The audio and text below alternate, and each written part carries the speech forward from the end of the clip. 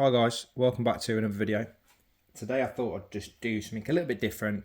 I've not done a video on any tools for a long time, and there's something that I've been meaning to talk about or wanting to talk about because I think there's a lot of focus on Wera Tools, or Wera, however you pronounce it, and I just wanted to share my experiences with them. And I wanted to ask the question: are they actually worth it, and are they as good as people say they are? All you ever hear is people singing the praises of these tools. Now, I'm not going to lie. Some of these tools are fantastic. Screwdrivers are brilliant, and as you can see, I've spent enough money on them myself to know. I've got more than this. This is just what I had to hand. I've got another tool bag that's in the van that's loaded up with tools. This is just what was in the garage, and what I had on, in my bag next to me. So yeah, I do spend my own money on them. None of this has been given to me, of course. Obviously, I pay for all of this myself. I love tools, and some of these I'm really happy with, but some of them I'm not. And I think all of the talk on the internet, no one ever says their honest opinion on these things. So after using a lot of these tools for over a year, some of them even longer than that, I wanted to share my experiences with them and be honest about them. Like I just said, screwdrivers are good. I've got absolutely nothing bad to say about the screwdrivers, except the fact that maybe they rust a little bit too easily. This screwdriver's actually never been used. This has just sat in my garage. It's been sat on the shelf there in one of these little holders. I've never used this particular screwdriver. I bought a set of striking cap ones because I really just wanted the flatheads to use them as a bit of a chisel. So this has never been used, and it's got quite a bit of surface rust on the top there. The finish is going a little bit rusty, especially around there and on the end. This one has been used. This one has been out in the bag. Gets used quite a bit. It's got a bit more damage on the top, but other than that, this was pretty good. I've got some of the stainless screwdrivers as well. Obviously there's no rust on them, but that's got, again, this has never been used. This just sits in a dry garage, usually heated, and it's got, you can see on there, it's got loads of little specks of rust. Never been used, that screwdriver. The worst bit I'd say about the screwdrivers is that the markings, which are nice when they come out of the pack, they wear off very quickly. So after a couple of weeks of use, that will be gone, and you won't see what it is. So when they line up in your bag like that, you won't actually be able to see what that is from a distance. But that's the worst thing I can say about the screwdrivers. A little bit of rust, but actually the tips are really good. They do the job. They grip a screw nicely. I do tend to enjoy using the grip. I use these, and I use snap-on screwdrivers a lot, and the snap-on grip's nice. It's a bit bigger, it's a bit chunkier, but for the price point, the price difference, these are a really nice grip. They're much better than a lot of the other things I've used. So yeah, screwdrivers are good. Tick on the screwdrivers.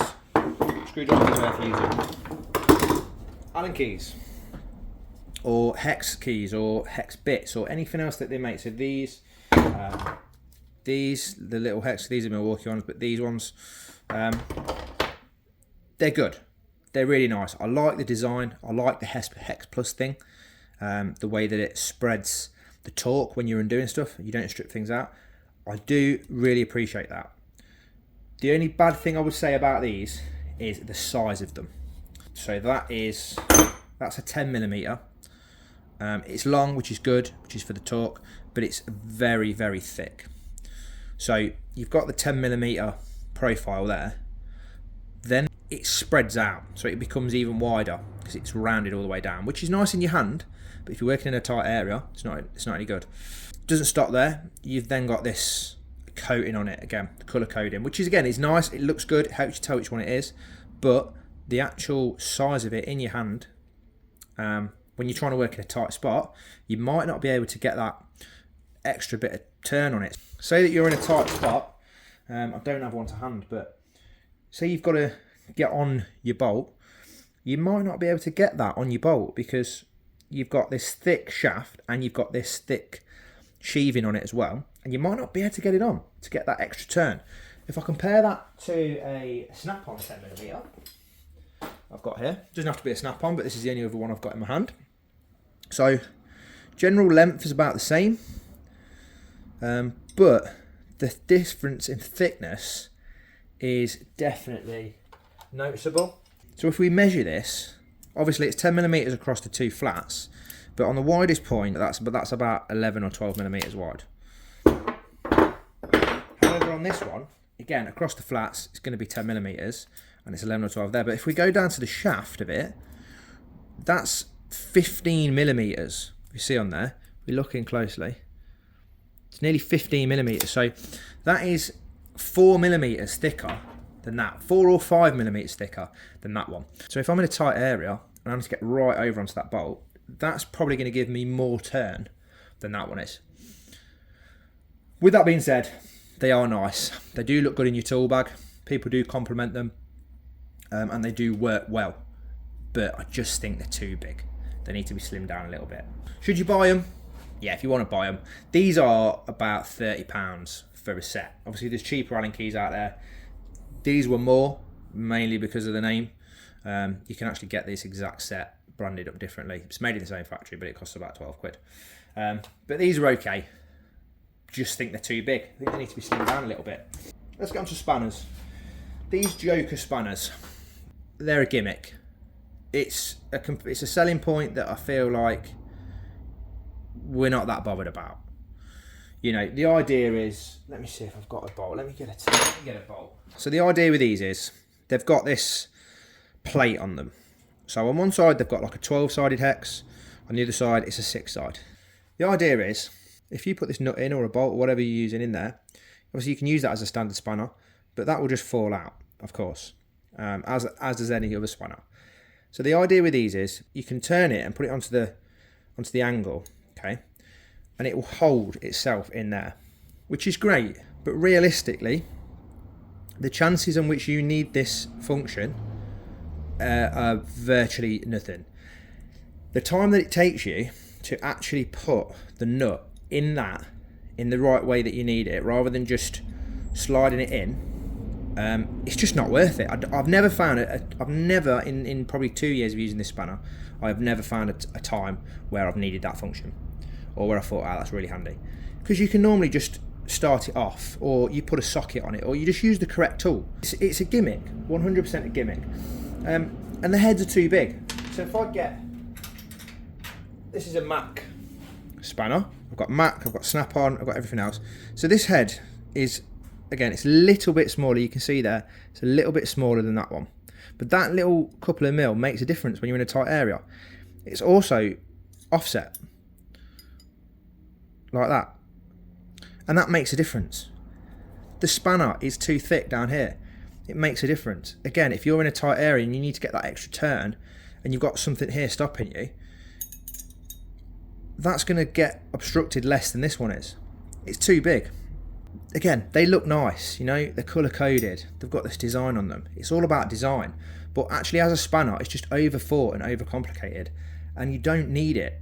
You just need to make a spanner. Now, I know they make normal spanners. I know they make spanners without this thing on them, but they're still a 12-side, and it gets snagged when you're putting stuff in. It's actually harder to get this spanner onto something than it is to get this spanner onto something, because of those extra edges in there. And I just find myself now, I never reach for these. The idea was, you know, I'd buy these, they're double-ended, it means I can carry one instead of two, but I never end up reaching for this spanner. I don't use it at all, and I always just go for probably a Snap-on or a Mac or something else. So that's the spanners. Another point on the spanners, the finish on them, it rusts. Look at that there. Again, this is probably a year old, maybe. It stays in a tool bag. It doesn't really get left outside in the van. It doesn't get left in the rain. It stays in a bag. It stays in the warm most of the time. It gets brought inside the house. It gets used minimal, because I don't tend to use it. I prefer to use, you know, my Snap-on version. But that is, you know, it's rusted. It's rusted all over it. It's pitted. It's got rust marks all over it. All of that plate there, which is basically raw steel, that's rusted. And it just makes it look like a mess. If I compare that to a Snap-on 19mm, this spanner is 4 years old, maybe 5 years old. Granted, it's scratched. It gets used all the time, but it's chrome plated. It doesn't rust. Yeah, it just looks rough. Like, you buy that and a year later you don't want it to be rusting, but it is. The other one, and these are a joke. They're called the Joker. These are a joke. This is an absolute pointless tool. I don't care what anybody says. These are not worth the time and money that you invest in them. The time, as in the time it takes you to mess around, get it onto the bolt and use it without slipping it off. There's not really many applications where this is useful. And look at the state of it. This is, again, a year old, right? Rust all in there, all on the front, all on the back there. This side's not so bad, but all on the top there. I've used this probably 3 times in the whole time I've used it, because it's better to just use an adjustable spanner or use, Nipex pliers wrench, because it's just better. It grips it better. This, just, I get the idea, I get it. It's 24 to 19. It's one spanner that does all, but just get an adjustable spanner. It works better. It doesn't really take much more time to just open that jaw up to where you need it. And the fact that this moves, there's so much slop in it when you're using it. Every time that you draw it back to sort of ratchet over something, to pull it back, you tend to just fall off it. Maybe I'm not using it properly. Maybe I'm trying to use it for the wrong thing. You can't put much torque on it. It really is for like low torque applications. And the chances of your bolts being low torque when they're this big, 24 to 19 millimeters, you need a high torque tool because that's a big bolt. Maybe the smaller ones would work better. I don't know. I don't have the smaller ones. Maybe they're harder to use because they're too fiddly. But this is not a good tool. And it's not cheap either. This is like 40 quid maybe. And it's like, I don't use it. It's crap. It's a gimmick. It's all for show. It's a nice idea, but it isn't a good tool. What else have we got? Ratchets. Wera ratchets. This is something that they should just not ever use or make. I don't think Wera make a good ratchet. Okay, I've said it. This is a 1/4 inch. It's quite a fine tooth. I couldn't tell you the exact teeth count on it. I'll put it up on the screen when I've had a look after this video. But it is not very good. It doesn't feel very nice in your hand. I don't like the flat edges. It's very narrow and it's very flat. It's not comfortable in your hand, I don't think. The switch is too loose. Maybe that's just my ratchet. Maybe they all are. This switch is too loose and it's very easily caught when you are using it. So you can be in a tight spot. The whole idea of a 1/4 inch ratchet is that you're in a tight area. You could be using it and it's very easy to flick that the wrong way. And then you end up undoing what you're doing up. I also find it skipping when I'm using it. You cannot put much torque on it. I know, again, it's only a 1/4 inch ratchet, so you're not supposed to be putting too much torque on it, but it slips, it skips, it bounces back. So I've been using this and it's under load, it has popped and it's changed direction. So I'm under load there and I can flick that. So I'm physically pulling that down and I can flick the switch while I'm pulling it down, which I shouldn't be able to do. All right, compare that to a snap-on. This is actually smaller. It's a little bit shorter in length. Now I know there's a price difference. Obviously this is like, these are like £90 if you buy them retail. You can get them cheaper, and this is like maybe £30. But this is a much better tool, and there are other tools out there that, there are other manufacturers out there that make ratchets that are better, like Facom, Hazet, some of those other European brands, if you go down the Japanese route, Koken and stuff like that, that make a proper ratchet. These are not very good. That just feels stronger. The ratchet mechanism feels stronger in your hand. You don't feel like it's gonna skip when you're using it. I haven't had this skip on me. There's more of a positive feel in the switch when you change it. I've never had that skip over. I've never caught that. Even though the switch stands prouder, I've never caught it while using it. Yeah, it's just better. It's a budget tool. It's a budget ratchet, if you like. But honestly, I don't like it. I don't ever use it.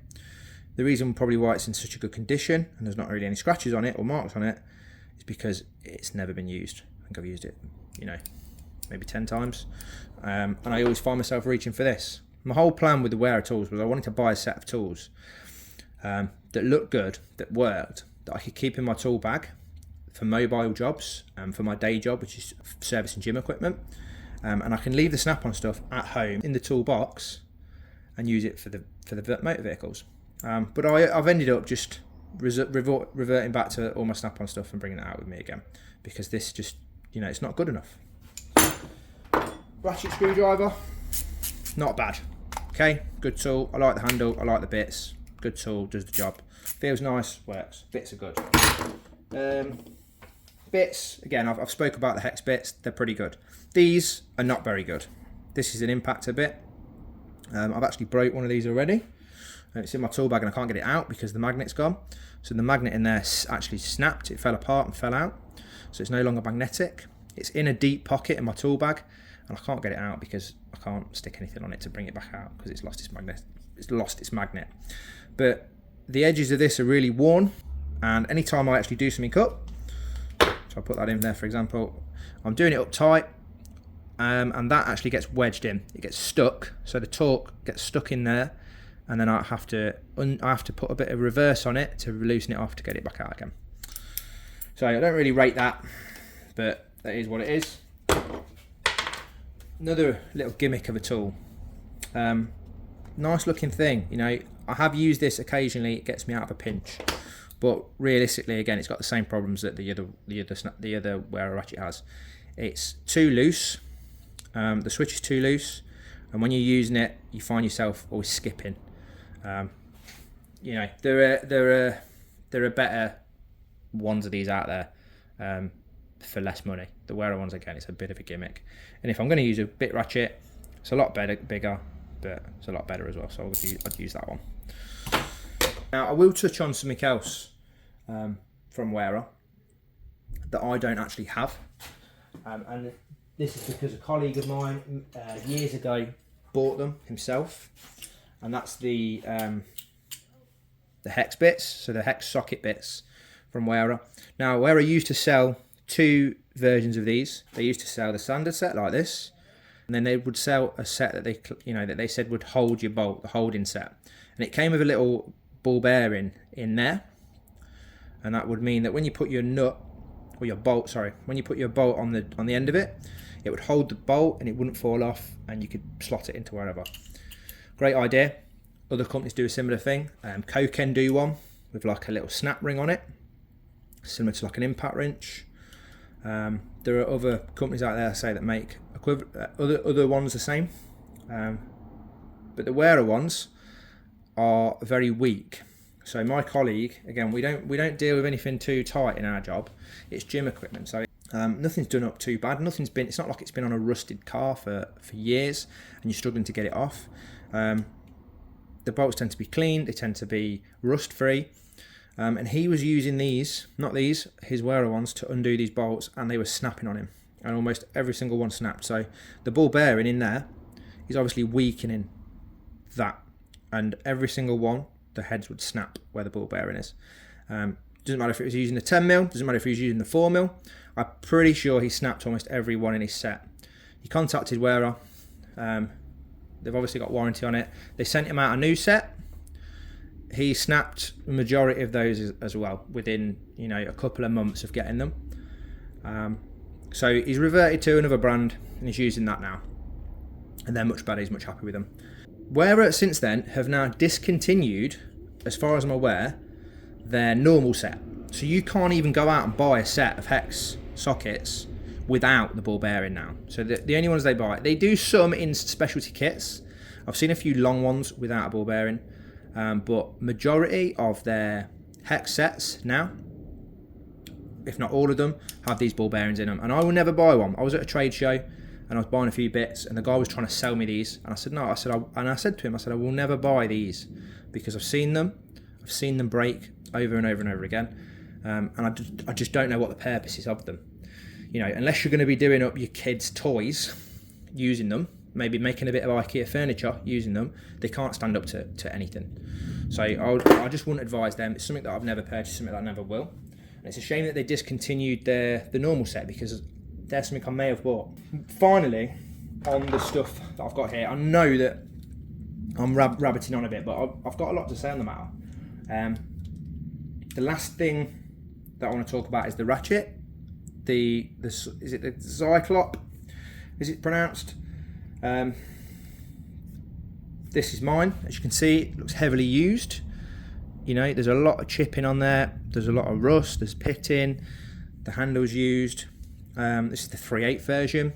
Again, I bought this because I wanted a multi-purpose ratchet to use in my tool bag, so I didn't have to carry around multiple ratchets. It does a lot. You know, you can use it as a driver. Well, you used to be able to use it as a driver, hence my problem. So I bought this. Again, loads of people raving about it online. We've all seen it 100 times. They love it to pieces. This is a terrible ratchet. It's absolutely terrible. I've not got one good thing to say about it. Actually, tell a lie, the only good thing I've got to say about it is that swivel. Okay, other than that, it's not fit for purpose. Again, my day job is not highly demanding on tools. This couldn't handle it. So the mechanism in there is broken. It's snapped. I don't know what happened to it. I wasn't doing up anything. In fact, I was undoing something that wasn't particularly very tight, and it just snapped in my hand, and that is now locked on. That just spins forever. That still works. I've not taken it apart, mainly because you can't. If you break this, you just have to replace the head. It's not serviceable, so you just swap this out. And to be honest, I think a rebuild kit for that is about 35 quid last time I looked. The ratchet's about 50 odd. But it's not worth rebuilding for me. I'm not going to send it off. I'm not even going to bother again because I know I'll never use it again. The head is absolutely battered. Again, the surface is rubbing off. The rust is coming through. That's broken. I don't know what more I can say about it. And it's massive. It's not very long. So the length of it, let me put it next to, so if I put it next to a sort of standard length snap-on ratchet. So that's your standard 3/8, and this is your Wera 3/8. Look at the difference in size there. That makes a huge difference when you're doing something. The amount of torque that you can get just from having that extra inch at the bottom, or 2 inches in this case, is massive. And I've found myself putting a lot less effort in using that than I ever did using that. So the length's not good. It's too wide in the middle. The handle's too chunky. The head is miles too chunky. I know it's got the swivel in it, and I know that it's got that extra benefit. But if you're trying to get into a tight spot, we put a 19mm socket on it. That's bigger than the 19mm socket. So whatever you're doing, you've got a lot to worry about on the sides. Now, if I compare this again to a snap-on ratchet, this is a very, very similar ratchet. In fact, it does almost exactly the same job. And look at the size difference. So it is shorter. I know that. It's a 3/8 head. Now, this is custom made. These don't normally come with 3/8 heads in them, but this is custom made to do exactly the job that this does. So it's got the swivel head. It can go up, down, side to side. The only thing it doesn't do is lock, which to be honest is not the end of the world, but you can use it as a screwdriver. It's got a nice handle. It's got a thinner shaft. You can put more torque on it, believe it or not. It's a smaller head, but it can handle more torque. And it hasn't broken yet. And I've used this for a couple of years, and it's never broken on me. This did, after not a lot of use. So really, I just wanted to say it. I just wanted to be the one to come out here and actually be honest about these tools after using them. You know, I'm not just buying them for show, I'm buying them to use. And to be honest, just stick to the screwdrivers and maybe the hex keys, but make them a bit smaller.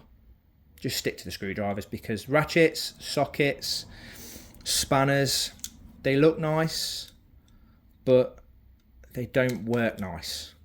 You know, I'm not happy at all.